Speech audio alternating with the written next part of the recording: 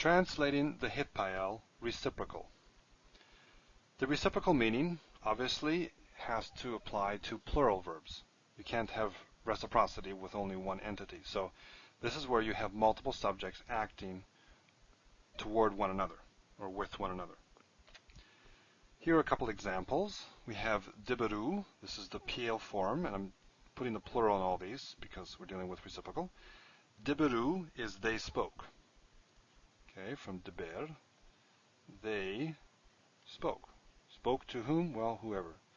Someone else, other than the subject. Hithdaberu is they spoke to one another, or they conversed. They conversed. So that's where you get that reciprocal sense. Multiple subjects talking to one another. Now just a note, this dagesh is a dagesh forte, right? This is a dagesh lene because it's a begad kafat letter. There's no vowels preceding it. Here we have a vowel preceding it and the dagesh is there, so we know this is dagesh forte. And why is it there? This is our tav, right? Before dentals, the tav of the hit assimilates. So dalit is a dental, as is the tav and the tate. In all three cases there with dentals, the tav of hit, of the prefix, this infix actually, will assimilate. So that's why we have hithdaberu, not hithdaberu. Just a reminder. Okay, so we have this reciprocal meaning here. Another example, ra'a, he saw. Now I have to put the kal here because there is no PL for this verb. So he saw, or he looked, something like that. Oops. He saw.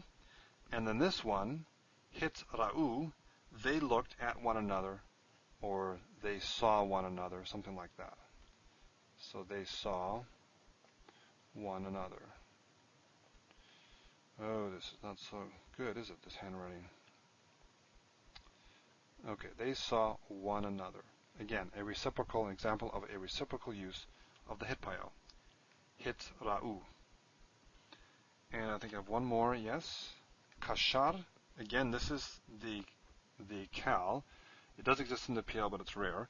Means to conspire. He conspired, or to conspire.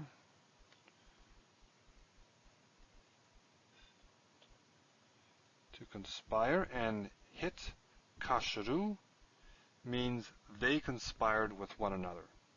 Okay, so they conspired.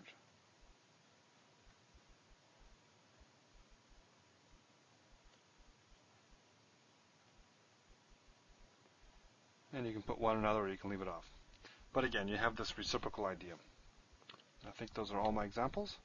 So the Hithpael is the form you use to express a reciprocal idea for PL verbs.